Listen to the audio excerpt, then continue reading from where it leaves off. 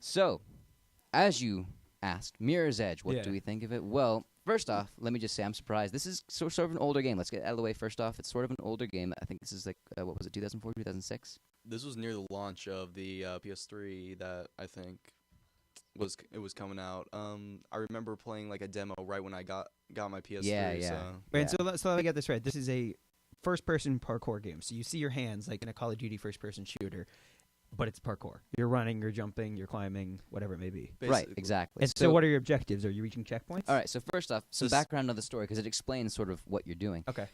Your character's name is Faith, and she's a runner, and runners are sort of like illicit message carriers in this dystopian future city. And Basically, you can't even trust your UPS guy anymore. Right, Everyone's exactly. controlling that. right, communication is monitored all the time. The only way to get an unmonitored message from one person to another is in person, and that's not always possible because they keep track of who's talking to who. So you have these people called runners, and they do the talking for you, and they can be hired, and they are parkour masters. They run across the rooftops and through the sewers, and they find who you're looking for, and they make sure that that person knows what you want them to know. And they're sort of like, the underground rebellion kind of people. The story isn't exactly anything special. It's Yeah. more of a setup to just get you into the gameplay. Like, they were thinking, all right, how do we get people into this parkour simulator? They just threw together, oh, you need to run from place to place. This, Right, exactly. And there's some elements of the story that are pretty interesting, and like the environments are really cool. They're like pristine to the point where it's like almost a little creepy. It's like, well, what are they doing to make it this clean? Who did they have to kill? And like there's some interesting backstory with like riots and your parents and stuff. And the next game I've heard, because they did announce a sequel. Thank God, because it's been a while. But they did announce a sequel, and apparently that's going to be more focused on the story. But yeah, so this is a first-person parkour running game. You're running across the rooftops of this amazing, pristine, gorgeous city. It looks gorgeous by today's graphic standards. Like, it looked amazing then, and it still looks amazing today. it's got a really interesting aesthetic because, as you can see through some of the gameplay videos that are going up right now, they're like the areas you have to go to. You see, you're running across rooftop and stuff. It's a little confusing. So everything's usually pristine white, but they'll color certain areas that you need to go to. Like they'll give you like big red tower that you saw in there, Yeah. and the walkways blue. They were just giving you hints on that. So and if you guys saw, like, there's a sorry to cut you off, Jake. I just wanted to, I have a quick question about what was on there. So there's like a dude in a suit, like a police suit, and he was like kicking him. Is that so? Are there people trying to stop you? Yeah. Okay. yeah, you got There's a combat component to it, but it's mostly based off of how fast are you going? Can you use that to kick a dude really fast in the face? So is the main method of losing or dying or whatever that not doing well is that falling and not reaching your next jump type of thing, or is that getting stopped? the by most these important thing about the game is momentum. It's like if you are able to run fast from one building to another, you're going to be able to jump farther, you're going to be able to go faster, you're going to be able to kick dudes in the face and keep running instead of just taking their gun. And Okay. Jay? Yeah, both modes of failing are you're not moving fast enough. But I just want to jump in one more time about the graphics. There was this thread on Reddit. If you've never heard of Reddit, I don't know where you live. That's sad. But it was just of I think it was like 40,000 pixels by 40,000 pixel images of video games, and one of the best looking ones out there was Mirror's Edge. To this day, it is terrifyingly, amazingly beautiful because they've simplified it to the fact of most things are dull and gray, but there's a lot of interesting looking color because that's what a scary dystopian society looks like, because it's very pristine and neat. And that's a really 2. great thing to say about the graphics, because it doesn't need to be totally HD perfect, because some of the graphics in there were really bad, I gotta admit that. But a lot of it In had terms this of the really... movements, like Yeah, or like certain textures, I guess. okay. Yeah, Yeah. exactly.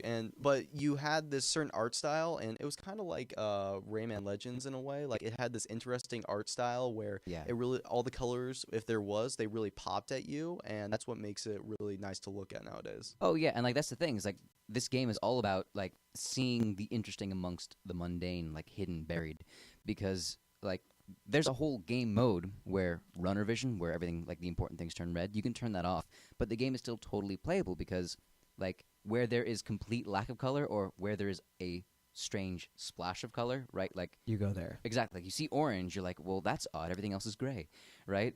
And it catches your eye in a way that most games don't know even how to. So that is interesting, though. It's not like a it's a very subtle way of telling you what to do, but Yeah. it works. It gets the point across just as well as putting up a sign that says turn left. Better. But exactly, Yeah. but you don't have to think about it. It's weird. Like As the much. colors naturally draw you to them. Exactly. And like as you continue to play, because the first couple levels you're gonna feel like a little stilted. You're gonna be like, how do I wall jump again? Like what do I? But as you learn the sequence of movements, as you learn how to vault, as you learn how to slide under like grates or whatever, it becomes this sort of free form, flowing, fluid thing, and you build momentum, and you work out how to like climb through the jungle, kind of like it becomes very natural, and it's very, I think it's very clear that the designers definitely want you to move in a certain direction, and they have a couple set paths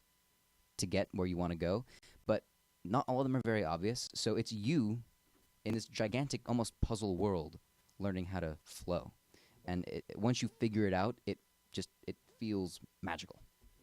Austin. Yeah, I think the key word you just said now was puzzle, because while this is a parkour game and it's all about flow and momentum, there are aspects of it where if you don't know exactly what you're doing and you don't know which path to take, sometimes that's okay because you can just go through trial and error, and then the momentum kind of keeps going even though you're dying consistently. But other times it's like getting past your obstacles is a puzzle in itself, so you have to actually stop and look around at your environment, and it kind of slows down. At least upon playing the game for the first time, that was my experience. There were at least 3 or 4 times in the game where, like, instead of feeling like parkour, it felt more like if you ever played Half-Life, you have this natural environment in front of you, and it's not exactly obvious how you're going to advance, so you have to think, okay, if I was actually doing this, how would be the best way to advance? So I've heard that like once you beat the game, then you know exactly what path you could take in those situations, so then it becomes all about doing speed runs. But otherwise, there are definitely those times where it does slow down quite a bit. Yeah, my first time through, I was like, it was like it's so smooth and perfect until I get to a point where I just kind of stopped. And I was like, what? And there was like a big blue solar panel. I was like, that's pretty. I should go run at that thing. It was just kind of there. There was it was just a thing to look pretty. I should have turned around and there was like a door or something. But now that I've beaten it, like there are times where I just get home and I just play it, the whole thing again, because I love it so much. And now that I know most of the puzzles and all the levels, I can just run through it, and it's so fun to just like run and jump and kick people in the face, and you know everything you're gonna do, so you can just like flow through it. How many levels are there? I don't know. Well, I mean, like as Austin said, there's about 10, but that's less important because it's not about how long the levels are or how many there are. It's just the game is short. Like just Well, so there's 10 runs basically. How long does each run take about?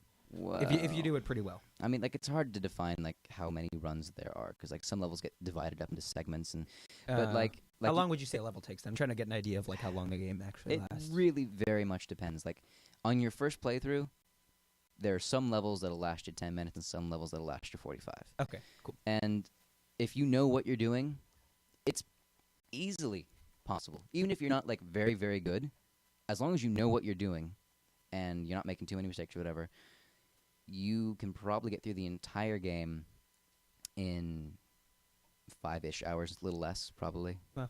Yeah. Like it's not long. And I'd say that's a pretty it's hard to say it's a criticism, right? Cuz like Portal's not long, but that's Well, Portal 2 was pretty long. Portal 2 is pretty long, but that doesn't make Portal 1 worse, right? Right, Like no. Portal 1 is, I think, undoubtedly one of the greatest games ever made. But it's pretty, yeah, it's a shining example of good game making. Exactly. Yeah, you also reminded me of something by mentioning Valve, because at first I thought this was a Valve game, but I was wrong. But a lot of aspects of it are very much reminiscent of Valve, especially like the humor, Yeah. like even in loading screens and stuff. Like loading screens, they handle with like elevators, and you have stuff to read, and Yeah, like news just- reports and stuff. Yeah. Yeah, and some of the stuff like or just stuff you might like read on a wall, it feels very Valve-like, both in terms of like how they put those little bits of exposition in the story for you to pick up, and in Right. terms of the humor, it's really funny at times. Can't be. I understand like they need to add loading screens kind of naturally, but that was my biggest really complaint with the game when it was like, oh god, I'm gonna get out of here. All right, I'm just gonna wait for a minute. I got this elevator music going on. Yeah, exactly. Go. Yeah. It just really ruined the flow for me at certain points, and yeah, it was the most important thing for both the gameplay and for fun, really. And I actually loved that, just from a comedic standpoint, because there's this huge, like, crazy amount of people chasing you. Like, it looks like the entire world government is trying to figure out where you are, and you go in an elevator, and just it all stops for, like, 10 seconds, and you sit there and read a thing about, like, I don't remember what they were, but they were pretty funny. Like, do you have your child's geolocation or something like that? And my one flaw with the game is the end. The entire game builds up this awesome thing where you run and you jump and you climb, and it's so much fun, and you're like a snake or something, and you're floating through, and then at the end... I said spoiler alert. No, this is not... I'm not talking about the end of the game. Story-wise, I'm saying... I the take it end, back. you just, like, the whole game is just these huge landscapes, and you run and you jump, everything's great. And then at the end, they force you into, like, a small area, and there's a bunch of dudes with guns, and you just gotta shoot them. Yeah. That's the whole thing. Yeah. It kind of sucks. Oh, so it doesn't even get... So, literally, like, the way you finish the game is not even the whole Yeah, concept of exactly. the game. Like, that's the one flaw I have. But that's, like, the smallest flaw, is that they got one level at the end that's not as much fun. That's my flaw, is that there's a kind of fun level. That's the only thing I can come up with. EA games are having a really tough time with endings nowadays, huh? and elevators. Oh yeah, and Because elevators. Ma- In the Mass game's Effect. defense, it's possible to beat this game without shooting anyone. Right, and there's Yeah. actually an achievement for that. Like the game almost rewards you for being pacifist. Definitely. And I tried to get that achievement. I really wanted that. But then at the end, when it gets to the segment that Jake was talking about, there was this one guy, the one final guy who was left in the room, and I couldn't get past him, so I was like, He was on a turret. just forget it. You're gone. My Yeah. my point of stopping was when I was going through this one hallway thing, and then there were these 4 different rooms with like these big machine gun guys in there, and I tried to get through, and I kept dying on like either the last one or second last one, and it just really I just said screw it and just started shooting people, and you know it doesn't help the flow, but yeah. Yeah, there are definitely some flow issues. I agree, and that's definitely true. Towards the later bits of the game, these big, sprawling, open environments sort of like disappear, and you end up being coddled into these smaller indoor environments, and there's a lot more guns involved, and it's interesting because at its best, those moments make it feel claustrophobic, and you got to keep the pace up to avoid getting shot. But at its worst, it's like just whatever, I'm shooting you now, and that it's satisfying, but not in the way that the game really wants you to feel. So real quick, let's just finish this up. Yeah, let's give our opinions. Well, I feel like it was an interesting game, and they took a lot of risk putting it out there. So I gotta say, good Oh, job yeah. to that. Oh yeah. I'd say if you really enjoy games where you have to be fast-paced and quick thinking, that you're gonna like this. I can't really give it a number rating off the top of my head, but if you enjoy like the fast-paced first-person kind of thing, and you enjoy having the quick think to get through puzzles and stuff, I'd say you want to get this game. And Austin, because Ryan hasn't played. I give an impression one. Yeah, I agree. They definitely had they had something difficult to work with. It hadn't really been done before, as far as I know. But I think, like all elements coming together, gameplay, story, and whatnot, I think they did a pretty great job. So I'm going to say 8.5, that area. Jake. Okay. The game itself is like 8.5-ish range, right? But how much I enjoyed the game cannot be described in numbers. It's so refreshing. You just like, you're sick of sitting in a room and shooting everyone, so you play the first 9 levels and they're wonderful, right? I love the game so much. It's in my top 5. Oh yeah, absolutely. There really is, and it's very honestly, there's nothing else like this. No other game plays this way. No other game makes you feel this way, Except the sequel.